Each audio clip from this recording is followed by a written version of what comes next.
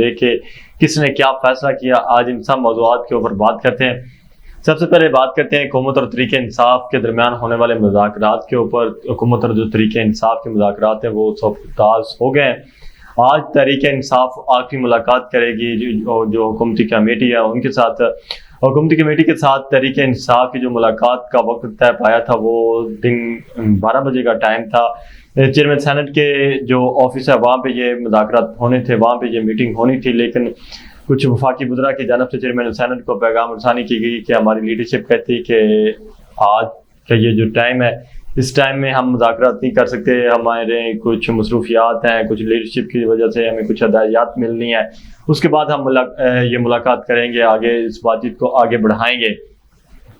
तो फिर chairman senate के साथ गुफ्तगू-ओ-शनीद के बाद उन्होंने कहा जी रात का 9 बजे का टाइम हमें दिया जाए, हमारी लीडरशिप की तरफ से जो भी पैगाम रसानी होनी है वो रात को 9 बजे होगी, उसके बाद हम बात करेंगे। तो नाज़रीन, ये हुकूमत जो है वो इस वक्त मुज़ाकरात नहीं चाहती, ख़ासतौर पे हुकूमत यही चाहती है कि किसी न किसी तरीके से शहबाज शरीफ को कुर्बान कर दिया जाए।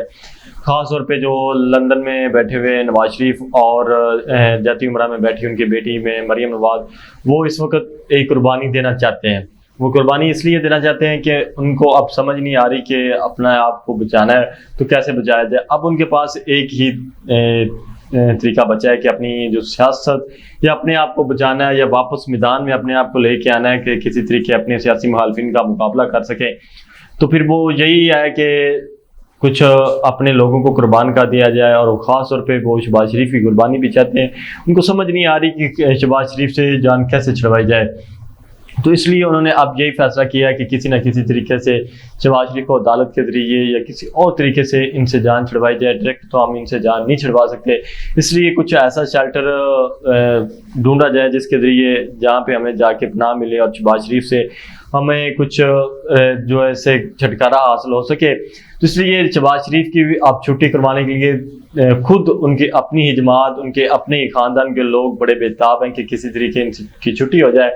गुज़श्ते दिनों ख्वाजा आसिफ भी काफ़ी मुतहर्रिक नजर आए शहबाज शरीफ की छुट्टी के लिए। वो एक तरफ इनको कह रहे थे कि आप अदमात का वोट लें, दूसरी जानब कुछ अरकान को वो कह रहे थे कि आप इनको वोट नहीं डालना।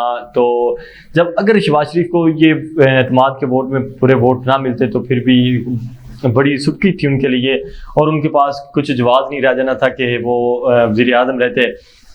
इसलिए जो ख्वाजा आसिफ थे वो डबल गेम कर रहे थे, वो दोनों तरफ विकेट के खेल रहे थे। कुछ और भी लोग थे जो विकेट की दोनों जानब खेल रहे थे। इस वक्त जो शहबाज शरीफ के साथ खड़े हैं वो राना सनाउल्लाह है। राना सनाउल्लाह नवाज शरीफ के साथ भी खड़े हैं और शहबाज शरीफ के साथ भी खड़े हैं। बाकी मुस्लिम लीग नून में कुछ लोग शहबाज शरीफ के साथ खड़े हैं, कुछ लोग नवाज शरीफ के साथ हैं। सिर्फ एक राना सनाउल्लाह जो इस वक्त शहबाज शरीफ के साथ खड़ा है और नवाज शरीफ के साथ भी खड़ा है, और दोनों जानब से जिसको अच्छा रिस्पॉन्स भी मिल रहा है।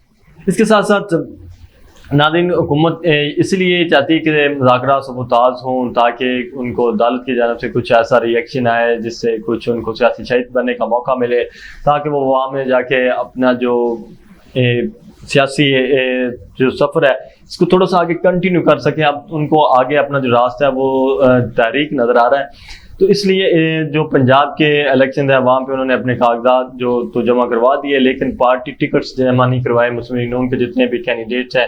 आपने देखा होगा कि मुस्लिम लीग नून की चीफ ऑर्गेनाइजर है मरियम नवाज को तंदूर का इंतखाबी निशान मिला। इसके साथ साथ साबिक वज़ीर आला पंजाब हमजा शहबाज को मोर का इंतखाबी निशान मिला, और भी तरीके जो मुस्लिम लीग नून के अहम रहनुमा उनको मुख्तलिफ जो आज़ाद कैंडिडेट्स के निशान है वो मिले हैं।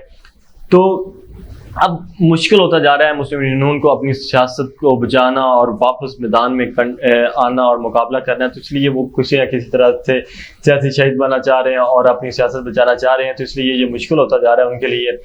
दूसरी जानब तहरीक इंसाफ से मुज़ाकरात के ऊपर अब आ गई है और वो चाहते भी हैं कि मुज़ाकरात हों। ख़ास तौर पर शाह महमूद कुरैशी इस चीज़ के ऊपर काफ़ी ज़ोर दे रहे हैं अपनी पार्टी के अंदर भी, और लोगों को भी इस चीज़ के ऊपर एग्री कर रहे हैं कि हमें मुज़ाकरात करने चाहिए, मुज़ाकरात से ही रास्ता निकलेगा। इसी तरह अली ज़फ़र भी जो वो भी इसी चीज़ के ऊपर ज़ोर दे रहे हैं, और भी कुछ तहरीक इंसाफ के अहम रहनुमा हैं वो मुज़ाकरात के ऊपर ज़ोर दे रहे हैं। पहले हालांकि चेयरमैन तहरीक इंसाफ इमरान नहीं चाहते कि मुज़ाकरात हों। फवाद चौधरी और इसके साथ साथ हमाद अज़हर कुछ और भी अहम रहनुमा हैं जो चाहते हैं कि मुज़ाकरात नहीं करने चाहिए, हमें इन लोगों के साथ नहीं बैठना चाहिए, लेकिन शामुद कुरैशी, अली ज़फ़र और कुछ लोगों का यही मानना है कि हमें मुज़ाकरात की टेबल पे बैठना चाहिए, मुज़ाकरात करने चाहिए, मुज़ाकरात से राह से निकलते हैं और सियासतदानों को मुज़ाकरात के ऊपर यकीन रखना चाहिए। इसलिए चेयरमैन तहरीक इंसाफ इमरान ने कहा जी ठीक है आप मुज़ाकरात करें। उन्होंने फिर मैंडेट भी दिया शामुद कुरैशी को। इसके बावजूद आपने देखा कि तहरीक इंसाफ के सदर परवेज़ इलाही के घर के ऊपर हमला भी हुआ, उसके बावजूद तहरीक इंसाफ ने बड़ा दिल करते हुए मुज़ाकरात को कंटिन्यू रखने का फैसला किया। तो अब देखना यह है कि क्या हुकूमत नेक नीति से मुज़ाकरात चाहती है, लेकिन हुकूमत मुज़ाकरा नहीं चाहती। हुकूमत तो यही चाहती है कि वो किसी तरीके से सियासी शहीद बने। दूसरी जानब गुज़श्ता रोज़ तहरीक इंसाफ ने बड़ा लाहौर के अंदर बड़ा पावर शो किया है। तहरीक इंसाफ की जो रैली थी, ये मजदूर रैली, उसके अंदर एक बड़ा लोगों का इज्तिमा था, बहुत ज़्यादा तादाद में लोग शामिल थे। ये लाहौर की बड़ी रैली शुमार की जा रही है। अगर तारीख के औराक को देखा जाए तो ये एक लाहौर की दूसरी तीसरी बड़ी रैली थी।